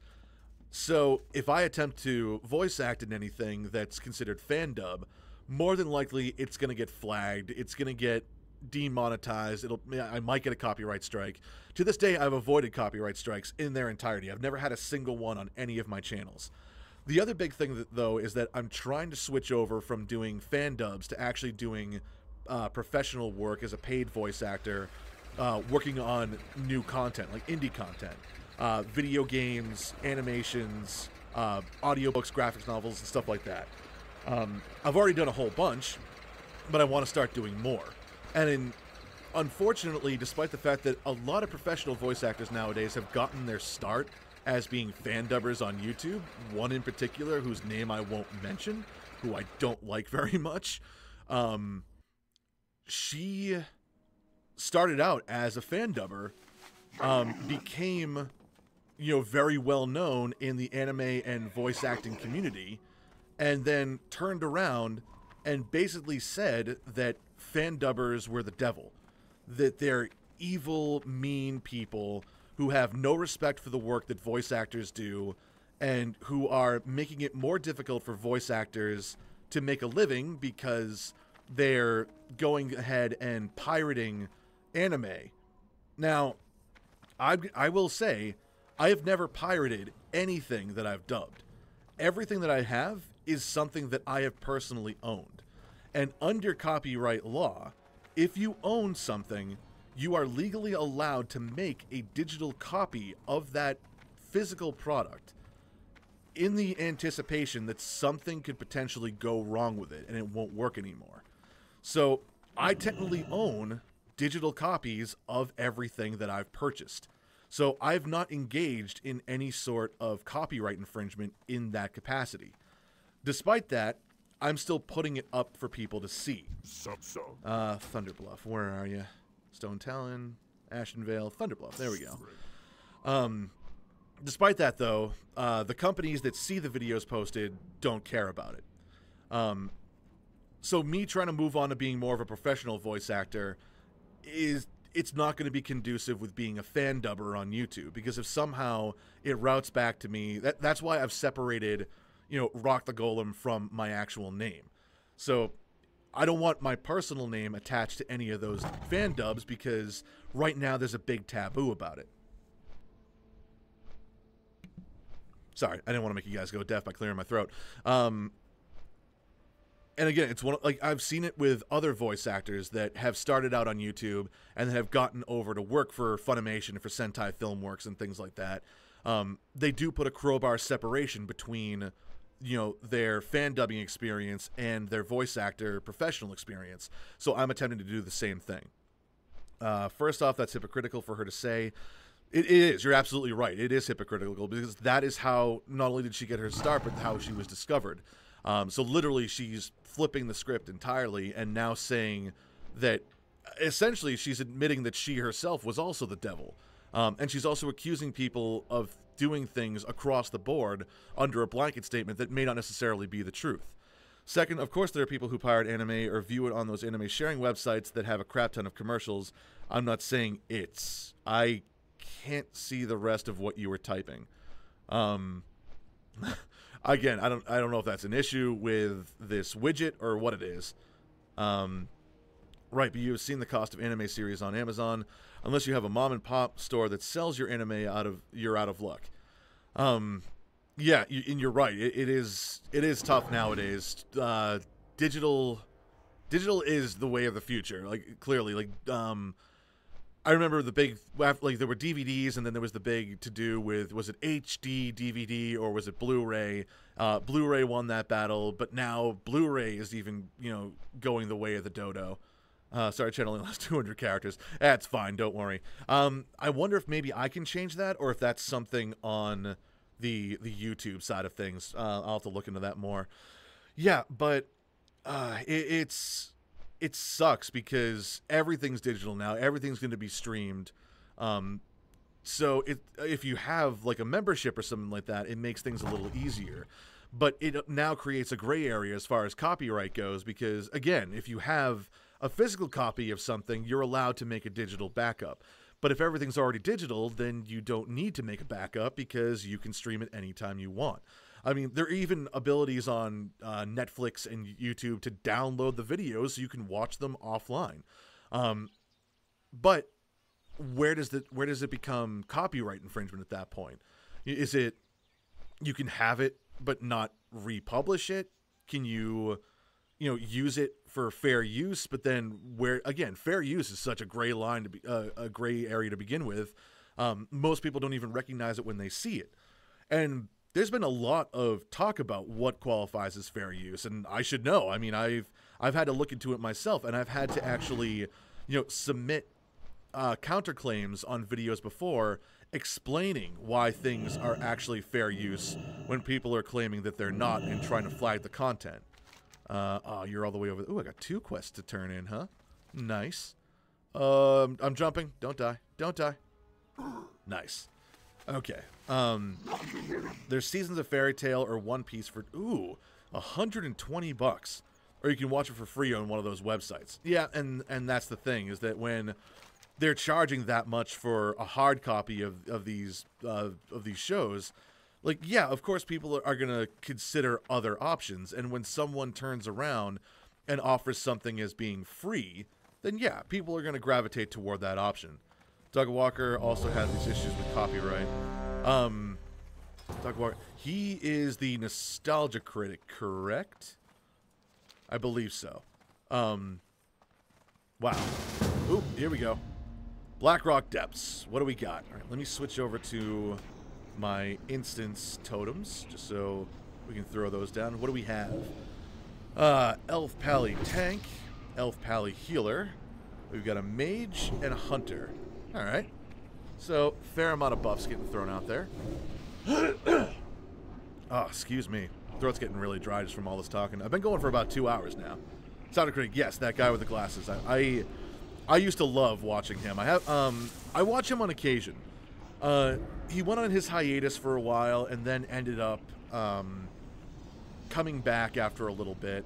And he kind of like redesigned the way he does videos and stuff. And it's not to say that they're bad. I don't like them as much as I used to the original version. I think the big issue that I have is he tries to make it too much of like a TV episode.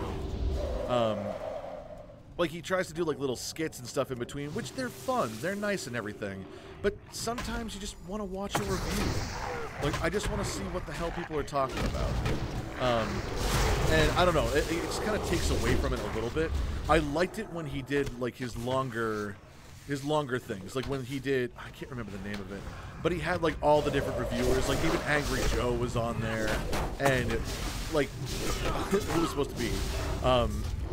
Like, Angry Joe could never get the quote from Inigo Montoya from Princess Bride. He's like, oh, my name is Diego Toyota. You kill my hamster. Like that type of stuff I love. Like, that was fun. But as far as the reviews go, like, I just want to watch the damn reviews. Again, it's still not to say that any of his stuff is bad. I just haven't watched it in a long time. But, crap, again, I sidetracked myself. But yeah, as far as, like, if someone gives someone a free option, as opposed to, paying $120 for discs and things like that, of course they're going to go with the free option. It's, it's human nature. No one wants to have to pay for something if they don't have to. Oh, runner. Got a runner. Got him. But my problem is the political jokes. I mean, everyone has their own thoughts and opinions, which is fine, but I still cringe with his biased jabs. And that's something that I try never to get into. There are 3 topics that I try to stay away from, which is religion, politics, and gender issues. Do I have a stance on all of those? Absolutely, yes I do. But that is not what I'm here for. That's not what I'm trying to use this platform for. Like, I'm a gamer. I've been a gamer my whole life. Like, I played all the way back, I had Pong. I had the friggin' Pong console. I had an Atari, I had ColecoVision. My very first Christmas gift, I think those were all from yard sales. I got an NES for Christmas with my brother. I've been a gamer my whole life. Gaming is what I do for fun. It's what I do to relax. And it's only because now we have the opportunity to share streams and things like that I like to, do this sort of thing and, kind of share the experience with other people, because I don't see my brother anymore. Like, he and I, we don't get along too well. He lives up in Massachusetts. I'm down here in Texas and everything. So I game for the sake of, being able to share an experience with other people. I'm not trying to push my own agenda. Again, I have my opinion on all those things, but at the same time, like, I'm not going to use, my channel as a platform to try to convince other people that I'm right. If I wanted to do that, I'd do it on Facebook, and I don't even do it on there. But yeah, so it's tough. Part of the reason why I moved down here to Texas was because I wanted to, get into voice acting. Like, I literally live a half hour away from where Funimation is stationed in Flower. I've already gone through, I've gotten a professional demo recorded, and now that I've gotten it back finally, I want to go through and, like, see about finding an agent, see about, keeping up by taking classes so I can refine my skill set and everything. And I also want to see if I can, potentially look at getting an agent, because that's going to be the person who's going to help me, get jobs and, expand on my resume and things like that. So these are the goals I have set for myself. And I have to be very careful because, again, I did start out with fan dubbing and things, and right now I'm not really monitoring my channels as like the old channels, the voice acting ones. Like, everything is up there, but I'm not, like, if someone flags it for copyright or if they demonetize it, I'm not paying attention to it. As far as monetization goes, YouTube is going through a major change right now where if you're not meeting certain requirements, which is, I believe it's 1,000 subscribers and, well, that would have been a nice shield if I was still if I was still going sword and sword. Agreed, yeah. So he rolled neat, so he's gonna get it anyway. What is it? It's 1,000 subscribers and 4,000 hours of view time in the past year, which is a lot. That's almost half a year. If you if you factor out hours into days. 4,000 hours is almost 6 months. I don't have those kind of numbers. Every channel I have ownership of right now is going to be demonetized. I know this. It's going to happen. And unfortunately, there's not a whole lot that I can do to stop it. But, again, YouTube was never meant to be professional. Yeah, 4,000 hours, yeah. It was meant to be something for me to do for fun. Getting a little bit of the money on the side was definitely nice. I think in totality between all of my channels, YouTube has netted me $120, which, that for some people is a new microphone. It's a webcam. It's a new graphics card to make their channel look better. So there is some value in just making that amount of money, but YouTube doesn't see it that way. For them, they're actually paying out more than it costs them. It costs them more to pay out like $100 to me as a small channel YouTuber than that $100 is actually worth. I don't know what the difference is, but it's one of those things where, they don't see it as being feasible for their platform, so they're just not going to do it. And again, it's their rules, it's their word. Like, we have to abide by that. There's not a whole lot that we can do. Have you heard the Review Tech USA's thoughts on YouTube demonetization? Actually, I have not. I'm not even sure what that is. I don't know if that's like a news station or if that's an actual YouTube channel or what it is. But unfortunately, no, I've not heard anything about that at all. I've seen some stuff. I've seen... Pardon. I know Boogie2988 has actually done a video on it. I know I've talked to a lot of my friends that are also small-time YouTubers. I think maybe one person that I know actually meets the qualifications to remain monetized. But everyone else I know is going to be demonetized very shortly, myself included. And I don't believe anything I can do at this stage of the game. That they gave us 30 days to make up for the lost ground.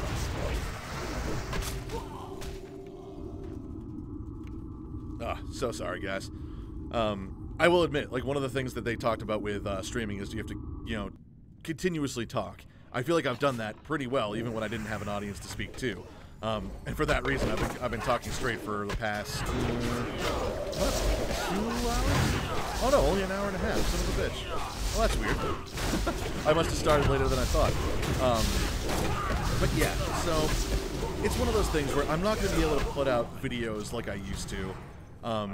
Do you know what to do here? No, apparently they don't. I'm just following them. So, also, you're looking at me. I'm assuming you're talking to someone else. No one is from the same guild. No, it's a channel on YouTube. He usually does gaming news and tech reviews like cameras, iPhones, etc. And he had his thoughts and opinions. No, unfortunately, I haven't seen that video. And I don't have the shadow key. So, yeah, I've gotten some people's opinions on it, but I haven't seen everything. Again, I understand it. I know why they're doing it. I can't fault them for it. It is disappointing because a lot of us have worked hard to get to where we are, even if we haven't made the same ground as some other people. But, you know, that's life. It's the way things work out sometimes. But as I mentioned before, I had made the conscious decision prior to the end of the year that I was going to switch over from doing Let's Plays to actually doing live streams. And the reason being is because it takes a lot of time and a lot of effort to make Let's Plays. You've got to sit down, you've got to play and record while you're playing.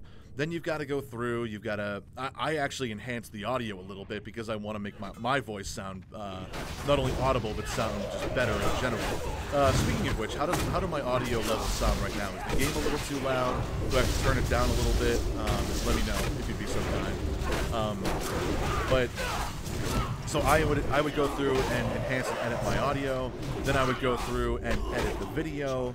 I would have to go through and render the video. Then I'd have to go and re-watch the video to make sure that everything rendered out properly and there were no issues or that I didn't miss any edits.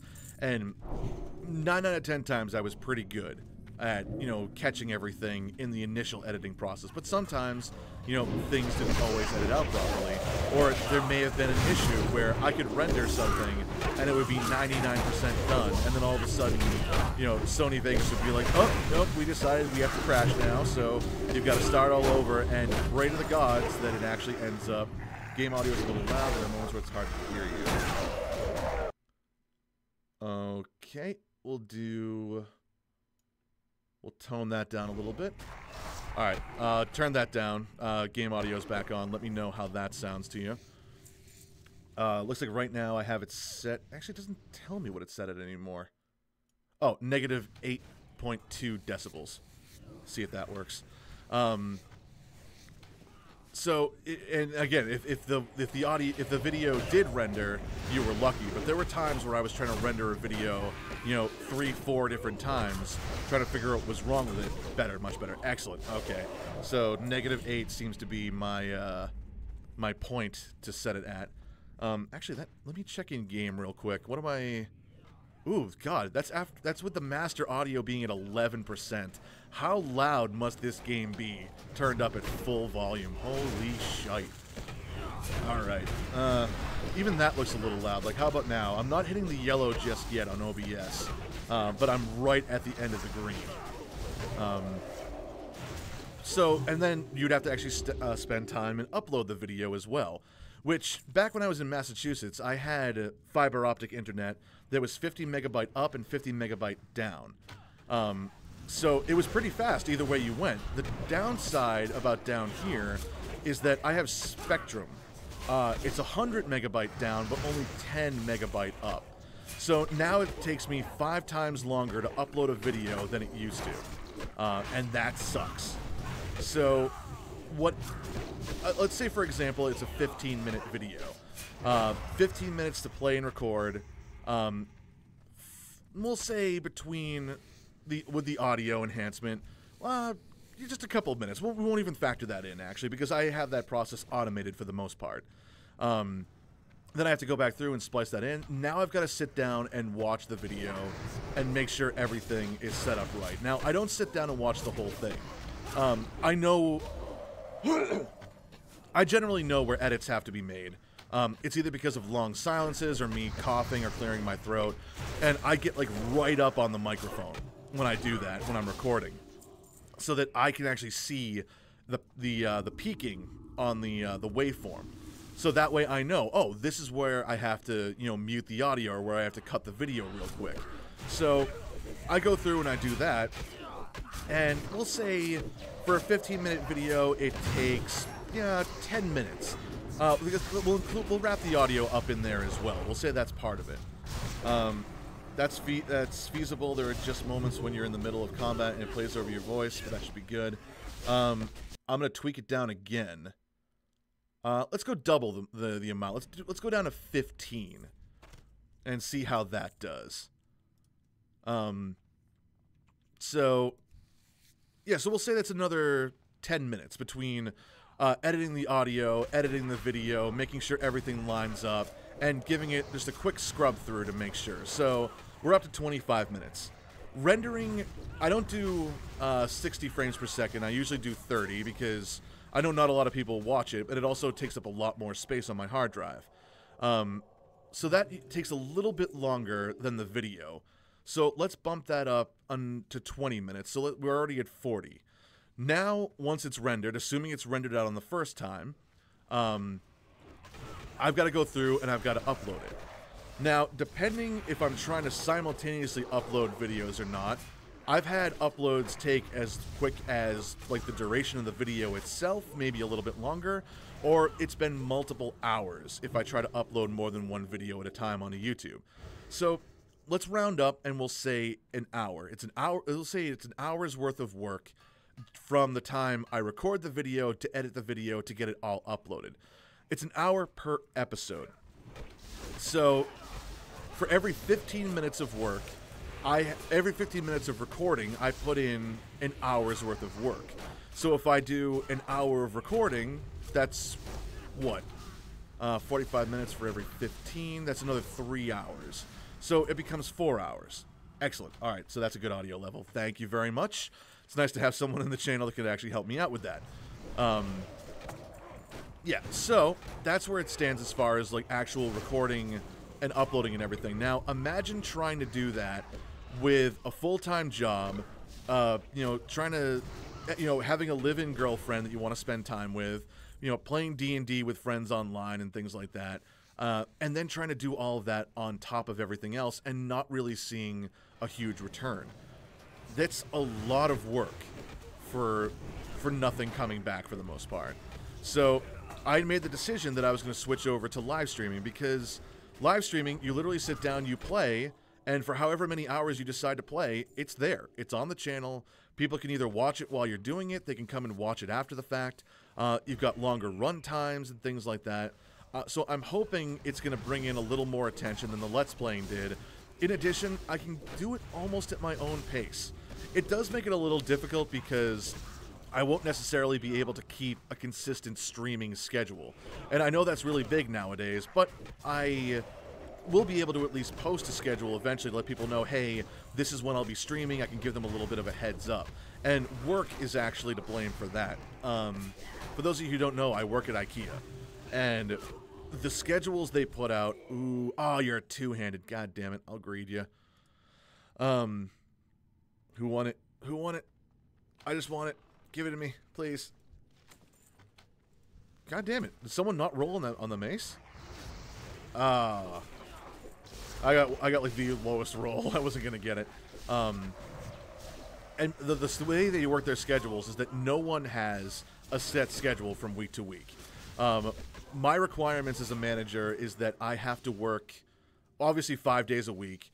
I'm an hourly manager, though. I'm not salary. There are only, I think, 4? No, there are 4 members of the steering team. All right, I'll put it into perspective for you. My old store that I worked in up in Massachusetts, we had 34 salary managers initially. The company has since restructured, and now they're down to 11. The store I'm in right now is doing a fraction of the sales that my old store did. And I think we only maybe have, I don't know, like 6 or 7 salaried managers. So I'm hourly, which means I'm not permitted to work over more than 40 hours a week. despite the fact that if something goes wrong and I'm off the clock, I'm still going to be expected in some capacity to handle the situation. The flip side of that is that I'm also not supposed to do anything when I'm off the clock. So, I don't know. It's kind of a convoluted system right now. We're still hashing out all the details, I guess. So, because of that, and because I'm hourly, and I'm a manager, one of the things that I'm required to do is I have to work 3 opening shifts and 2 closing shifts a week. You know, it doesn't matter what days they are, but there are 2 days a week where I am required to close. I am only guaranteed weekends off once a month. Dude, you're going to have to move them a little farther back unless you want to pull that up. And there they are. Okay. Well, so much for not pulling that group. I'm only allowed to have the weekend off once a week, and that goes for every coworker, whether you're a manager, a coworker, salary, not salary, whatever have you. You're guaranteed that weekend off, but you only get a full weekend off once a month. So the weekends are kind of out for streaming, and I don't think I really would want to stream on the weekends anyway, because I feel like that's when people would go out and be social and do things and stuff. So it's tough. Dude, why did you send your fucking pet in? Fucking huntard. I hope you die. I hope the healer lets you die. You deserve to die. Yes, why? Thank you, tank. Oh, God. It's also a shame that one of the main ways gaming channels grow is to play the newest game/flash game.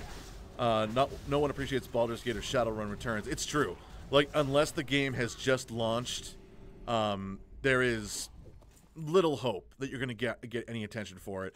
And for me, I was thankfully smart enough to be a little selective. I only got new games that I knew I wanted to play. Like, I didn't go out and buy a game because I knew it was going to be a hot ticket game on YouTube. And more than likely, that actually was set up to work against me.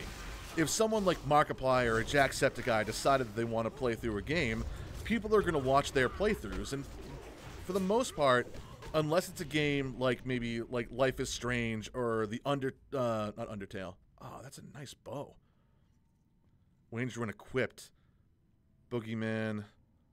Well, he is a hunter, so yeah, he should be able to need for that. Well, some do, but not enough to make it worthwhile. And that's the thing, like, unless it's a game where there are multiple paths to choose from and multiple outcomes, did that drop off of the Bloodhound? No, he's just glitched. Okay. No one's really going to sit through more than one playthrough of a game. Like, I plan on actually streaming Subnautica later on tonight because I played through that a long time ago. Not the whole game. It was still in its developmental phase and everything. But I wanted to play that game, and unfortunately, like, it was kind of broken. But Markiplier played through it. Jacksepticeye played through it. So I didn't want to do a Let's Play series on it because it had already been done. People had already watched it. And yeah, the game can be played differently because it's a sandbox game and everything. But for the most part, everyone had seen the stuff that they already wanted to see. So I was very selective with the games I would actually buy and play. I made the conscious decision to only play games that I personally had an interest in. And there were games behind the scenes that I played that I didn't show to other people because I didn't want it to be work. I didn't want gaming to become another job. I just wanted to be able to share my experience and my fun with other people, and that was it for the most part. So, like, you know, games like, you know, The Evil Within, and like stuff like that. Like, I knew a whole bunch of people that jumped on those right away. I opted not to. One, it wasn't my type of game. Like, I don't know. I've never really been into the horror franchise. Like, I love the indie horror franchises. But I've never really done Resident Evil. I've never really done like any other games like Amnesia and stuff like that. It's nothing personal against it. It's just one of those things where I know people are going to beat it into the ground. And, I mean, I really can't talk. I'm playing World of Warcraft on live stream right now, but I like to think that, you know, there's someone out there that's going to have an interest in watching Armored Snake being the perfect example right now. But yeah, when it came to Let's Plays and stuff like that, it also was really hard to do because eventually something would happen where you'd be playing, I'd be recording a game, and then the next game would come out, and people stopped paying attention to that one, and then they would actually try, they would not try, they would watch the other person because they jumped on this hot new game that came out, but it was on channels where they were making the money to go out and buy every game that they wanted or every game that they saw, and wouldn't even come close to breaking the bank. I didn't have that capability. What I like about your channel is your personal attachment to the story and characters. Not saying other YouTubers don't, but they sometimes give the impression that they're playing the game just to play. Exactly, and that's not at all what I wanted to do. I don't want to just play a game because I feel like it's going to garner people's attention. I want to experience a story. I want to share a story with people. I like getting attached to the characters I play as, which, again, I actually don't know if you were part of the stream when I was talking about it earlier, but one of the things that was happening to me before, when I was playing on here, was I was playing with a two-handed weapon. I was going enhancement, but I was skipping over Wind Fury. I was skipping over, God, fucking Hunter. G-Bok me? I don't know what that means. What is happening? Okay, I guess we're fighting now. Sorry, there was a moment of, Jesus Christ, what the fuck. But I was playing through, and the reason why I was playing with a two-handed weapon was because I knew that eventually I wanted to play as a Death Knight. So, the reason being is because I like to put a little story to any character that I play when it comes to being in a role-playing game, MMO, RPG, whatever have you. You know, despite the fact that the story is already kind of set up for you in a lot of role-playing games, I'd like to create my own little story. So for this character, I knew that what I wanted to have happen is when I turn 55 and create my Death Knight, that from a story perspective, he's the one that actually becomes that Death Knight. So I was playing through with a two-handed weapon because that's what Death Knights use. Or at least I want to play as a Blood Death Knight, and that's what Blood Death Knights use in Wrath. So it was going to be, you know, he was out exploring, adventuring. He answers the call to go and try to defend the Plague Lands and, like, recover nature and things like that. But he himself eventually falls and becomes a Death Knight because of it. And, you know, after the conversion's complete and everything, and he ends up, you know, going to pick his first weapon, he would see, like, a two-handed axe, and it would give him, like, a slight memory of his old life, because that's what he was using, you know, when he was a shaman. And, like, that's where that little nugget of, you know, his previous life would be implanted in him, which is what would cause him to become a Death Knight of the Ebon Blade and actually turn against the Lich King, because he actually recovers his old life. So again, that's something personal that I decided to do. But yes, I do have a big attachment to the story.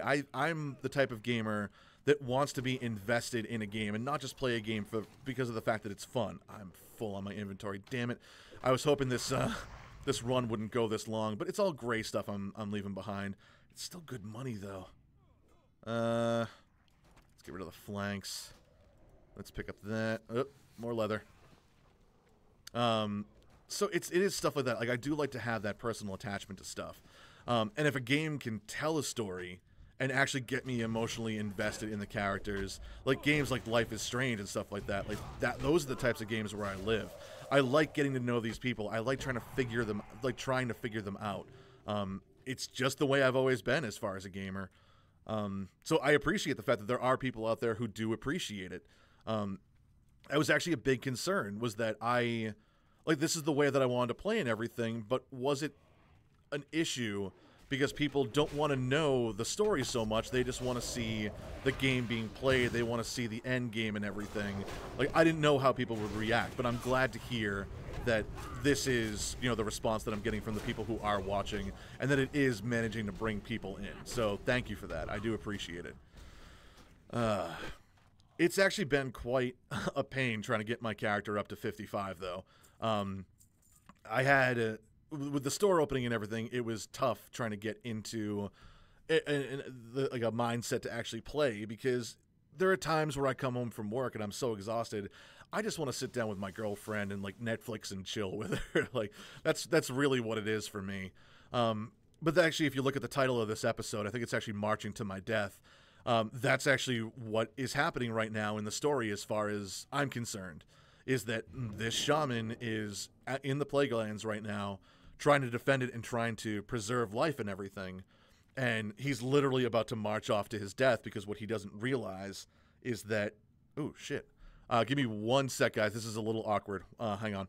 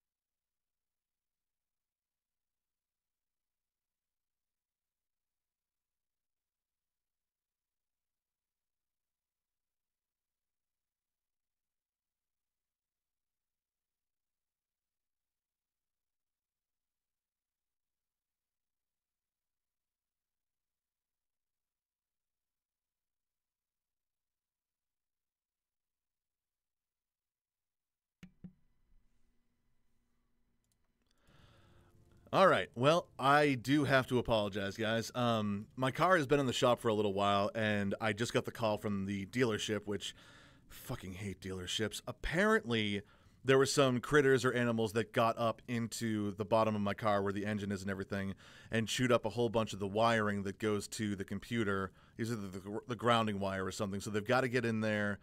They've got to replace the wiring. Why the hell am I at Thorium Point?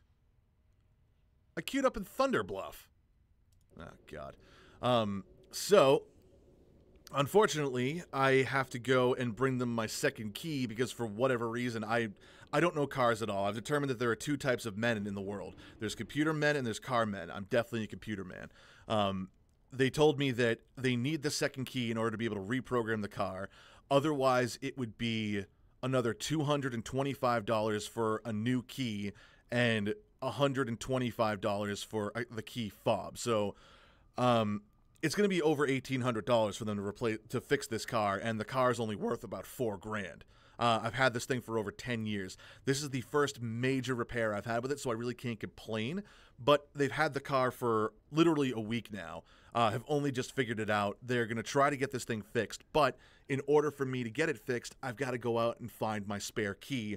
Then I've got to take out a freaking Uber because my girlfriend's at work and everything. And I don't mean to dump on you guys. This is my personal life. I got to keep it away from the stream and everything, but I do have to cut the stream short. Not too bad though. I almost hit 2 hours on this one, and I made a lot of progress. I'm almost level 53 on my character. I'm gonna be back later on today. Not sure what time, but I do want to get a couple of hours of Subnautica in. I'm also going to be playing D&D with a bunch of people later on tonight, so if you guys are watching Nikoko Ni, or T, or Nikaruchan 18. She'll be streaming that tonight, so you guys will be able to jump on there and take a look at it. So, Armored Snake, big shout out to you, man. Thank you very much for jumping on and watching the stream and for helping me balance the audio and work out all these little issues that I've been having. It's a big help when you actually have someone there taking care of things. And now, because I'm also not only streaming but recording as well, I haven't noticed any kind of like editing issues or things like that, or like lagging issues. But I have to, I want to go through and actually do like a little highlight reel if I possibly can. Oh god, I would never go to Walmart. First of all, I love small town garages when it comes to doing car repairs. They're down to earth type people. Like they know exactly what's going on, and they know they're honest about stuff. At least in my experience, I've always trusted them. The dealerships are the ones that I absolutely hate because they've always got to do, like, they've got a certain set of guidelines or whatever they have to follow. They have to do something this way, and they always bump up the fucking bill. I can't stand them. Like, I don't even go to name brand dealerships when I'm trying to buy a car. Again, I've had this car for over 10 years. This is the most money I've ever spent on getting it repaired before, so I can't really complain about it. It's been very good to me so far, and shit just happens. I gotta get it handled, but God no, I would never go to Walmart for my car repair. I barely even go to Walmart to buy my car batteries and windshield wipers. That's as far as I go with it. But anyway, Armored Snake, thank you very much for joining me on the stream. If anyone comes along and actually has a chance to watch the video, give me whatever feedback you guys have. I'd be more than happy to hear it and more than happy to take it to heart. So thank you guys for watching, and I'll see you in the next one. Take care.